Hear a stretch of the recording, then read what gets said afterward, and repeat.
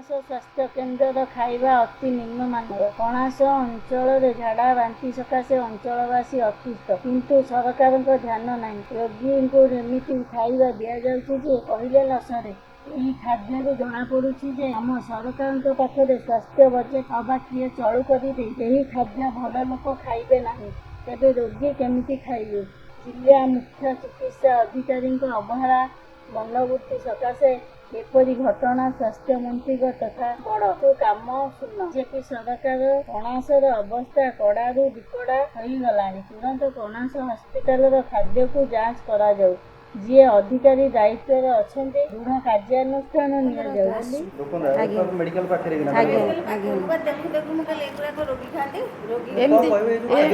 ଏମିତି ଯୋଉ ଖାଦ୍ୟ ଦେବେ ଏମିତି କି ଖାଇବେ? ଗାଈ ବି ତ ଖାଇବନି ନା।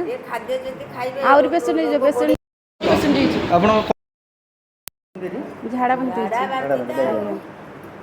এইଭଳି ଖାଦ୍ୟ ଦେଇଛନ୍ତି, ଚୁଡ଼ା କଦଳୀ ଦେଇଛନ୍ତି। ଆଜ୍ଞା ଏମିତି ଦେଖାଯାଉଛି। କଦଳୀ ନଦେଲେ କ'ଣ ହବନି? ଖାଇଲେ ମରିବେ, ନ ଖାଇଲେ ମରିବେ। କ'ଣ ହେଇଛି ଆଜି ଆସିଛନ୍ତି ମେଡ଼ିକାଲକୁ? କ'ଣ ହେଇଛି? ଝାଡ଼ା ବାନ୍ତି। ଖାଦ୍ୟ ଦେଇଛନ୍ତି ଏଇଭଳି ଖାଦ୍ୟ ଦେଇଛନ୍ତି, ସେ ଦେଲା ବେଳୁ ମୁଁ କହିଲାଣି ଯେ ପୋଚା ଜିନିଷ କାହିଁ ରୋଗୀଙ୍କୁ ଦେଉଛନ୍ତି। ଏହା ଉପରେ